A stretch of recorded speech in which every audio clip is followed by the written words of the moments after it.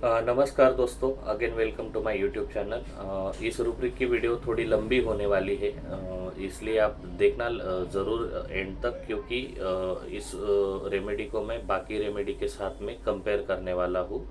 तो कैसे होता है ना कि क्लिनिक में पेशेंट जब भी आता है अपने पास, तो हम लोगों को बहुत सारी बार ऐसी दिक्कत का सामना करना पड़ता है कि दो या तीन रेमेडी हम लोगों को सिमिलर लगती है एक ही केस में, और हम लोग कंफ्यूज हो जाते हैं कि एग्जैक्टली कौन सी रेमेडी दें। तो आज का रूब्रिक हम देखने जा रहे हैं, रूब्रिक नंबर 74। रूब्रिक है एब्डोमेन मिल्क हॉट अमेलिरेट और रेमेडी है क्रोटोनटिक। क्रोटोनटिक को जमाल गोटा के नाम से जाना जाता है, जो कॉन्स्टिपेशन ठीक करने के लिए पुराने समय में और आज के भी समय में कुछ लोग यूज़ करते हैं जमाल गोटा को।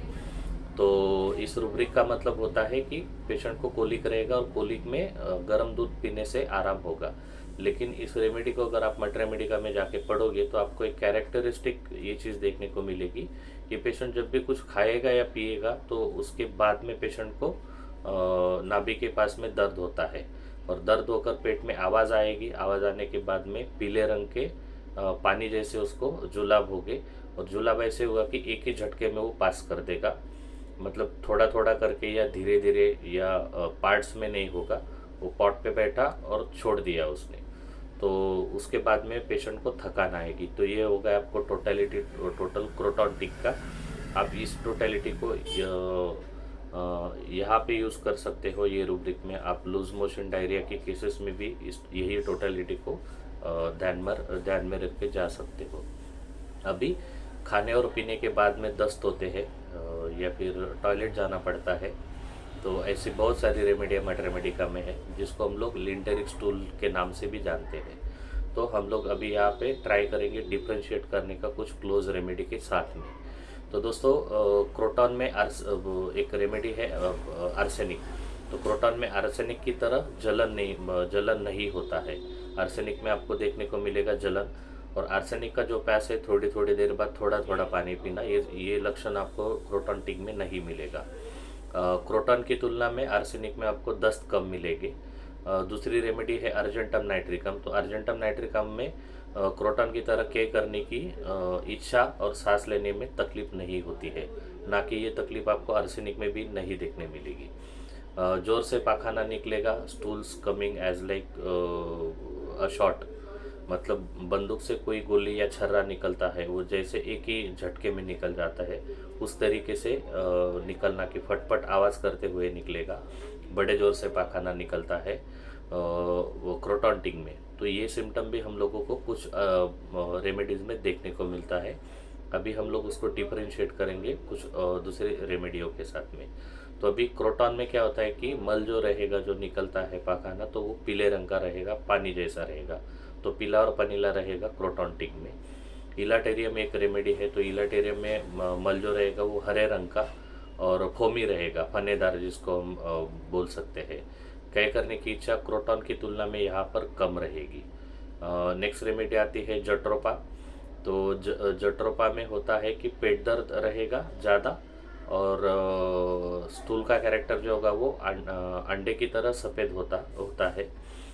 और प्यास अगर आप देखोगे जट्रोपा में, तो क्या उसको बोलेंगे हम लोग, वायलेंट थर्स्ट और बर्निंग थर्स्ट की। जितना पानी पिए, कितना पानी पेशेंट पी ले, उतना पानी पीने से भी उसकी प्यास नहीं बुझेगी। और दूसरी बात, जट्रोपा में एब्डोमेन से ऐसी आवाज़ आती है। ये आवाज़ हम लोग भी सुन सकते हैं अगर उस समय आई जब पेशेंट क्लिनिक में आया हो, या पेशेंट भी बता सकता है। मान लो कोई पानी का भरा हुआ बॉटल है और हम लोग उसको पूरा उल्टा करते हैं, तो उल्टा करते समय जो बुक बुक जैसे आवाज़ होती है, वो उतना इंटेंसिटी का आवाज़ आपको जट्रोपा के केसेस में मिलेगा। अगली रेमेडी रहेगी गनशॉट डायरिया में डिफ्रेंशिएट करने की, वो है ग्रैटियोला। तो ग्रैटियोला और क्रोटॉन दोनों में बहुत सारे लक्षण समान है।